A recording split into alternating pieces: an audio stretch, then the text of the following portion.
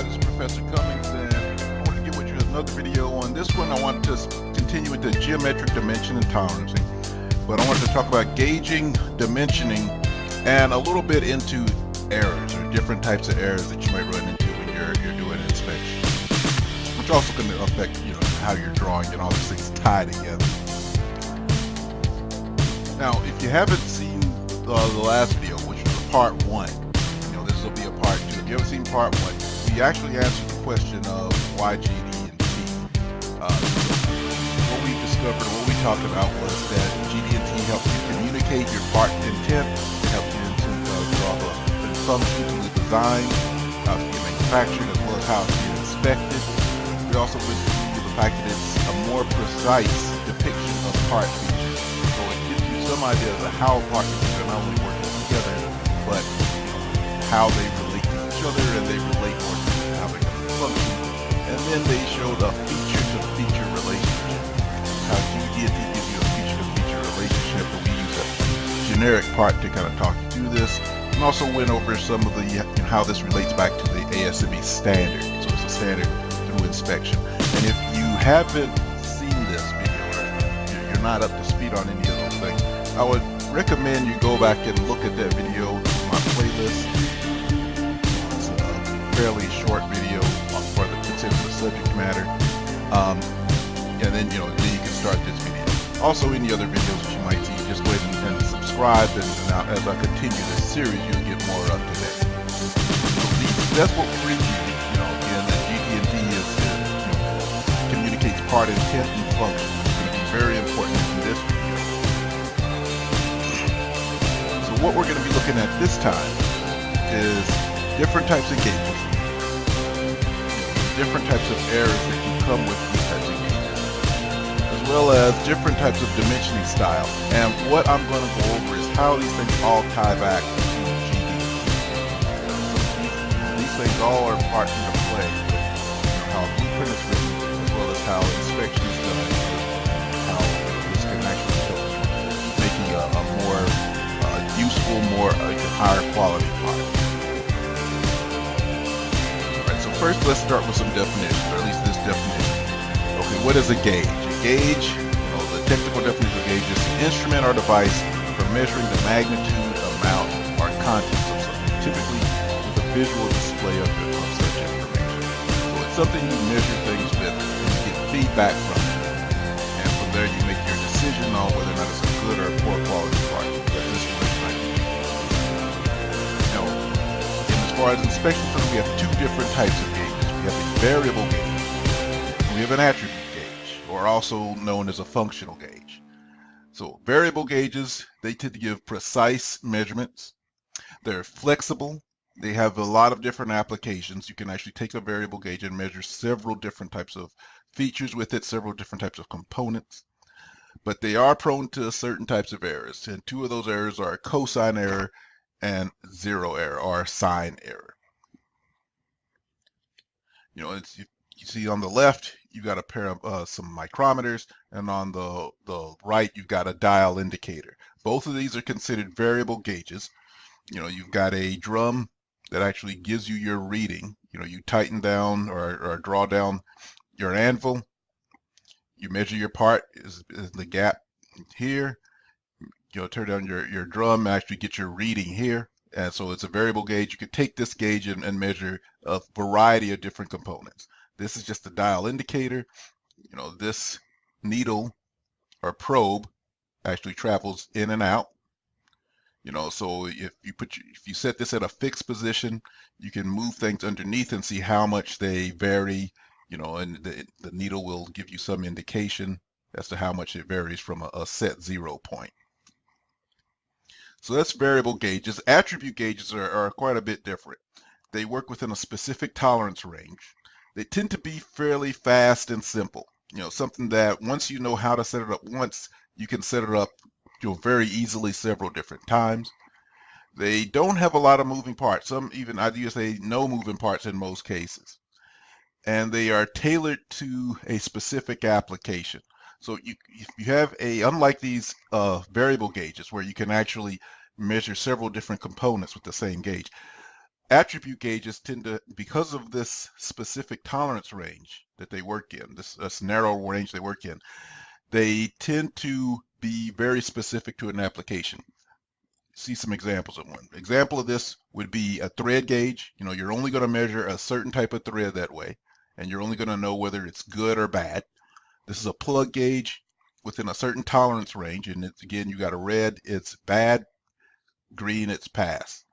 You know, so it's either go or no go, you know, size gauging. And the same here, these are just bore gauges, you know, depending on the diameter, similar like an inverse of the plug gauge. There's a range of diameters, and one actually is passing, one is not. So a very narrow range. And these are all tend to be a little more expensive, or tend to be more expensive because they are customized to a very narrow range. But they're all fairly quick to use, fairly easy to learn, and they don't have a lot of moving parts, so they don't take a lot of maintenance. So that's a little bit about the two different type of gauges we're going to go on, variable and attribute gauges. Now, some examples of an attribute gauge. You know, I showed you, the thread gauge and the plug gauge, but they can actually be fairly complicated. It's actually possible to take a component and put it into an attribute gauge, one of these highly engineered attribute gauges, and measure several different features on it at one time. So in this case, you've got some sort of an aluminum component that's been put into this gauge. These two sets of gauges. It would simply get clamped down. It can only fit one way. As you can see, the gauge is designed to only fit one way. And you can clamp it down into place, and from there you've got a series of plug gauges to verify whether or not it's actually a good or a bad component. So you would go through and measuring different types of features on here. They're typically very well assigned features, so that there's no guessing as to which plug gauge goes to what, and you know whether or not it's a good or a bad part. Same goes with this gauge. So you've got this part that actually fits down onto this gauge, gets clamped down into position, and now you've got these different types of gauges that can actually go in and let you know whether or not it passes into the feature that it's supposed to be. So these are attribute gauges. Like I said, they're very, very quick to use. They tend to be very highly customized, and they don't have a whole lot of moving parts. However, they are highly customized gauges. So you could tell just from looking at these gauges that they are very, tend to be fairly expensive. So, this isn't a cheap gauge that you're going to get, off the shelf, from your McMaster car. And also going back to GD&T, these gauges actually represents the true geometric counterpart, because these features are all based off of datums that are, going to be signed with your component. Now, the other gauge is a variable gauge. Now, these gauges are a lot more flexible, have a lot more latitude.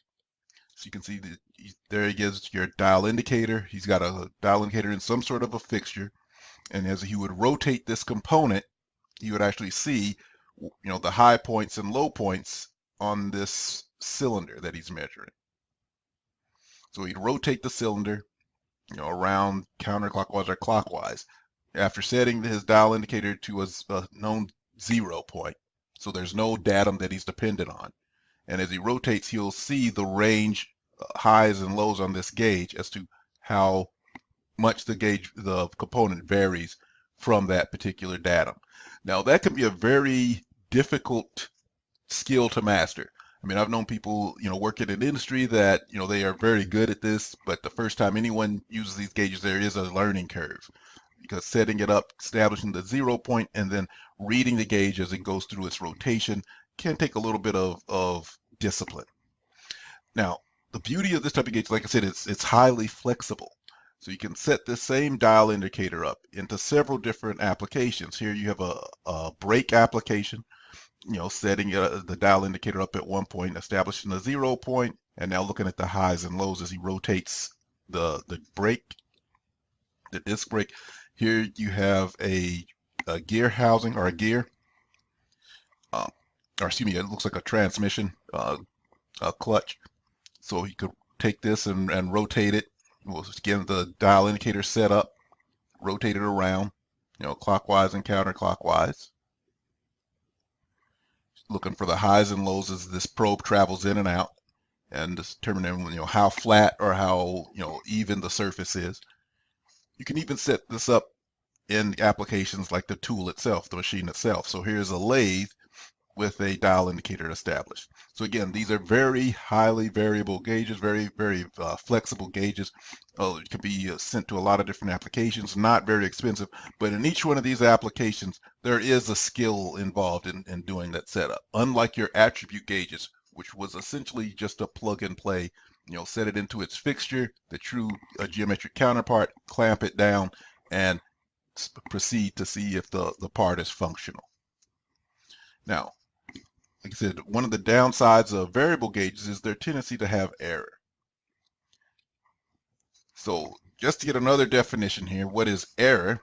Error is the difference between a measured value of a quantity and its true value. So let's go ahead and put a little emphasis here. The measured value versus a true value. So that is an error. So depending on what the part actually is or what we desire it to be versus what we actually measure it at. You know, there are two different types of errors I want to talk about. One is a sign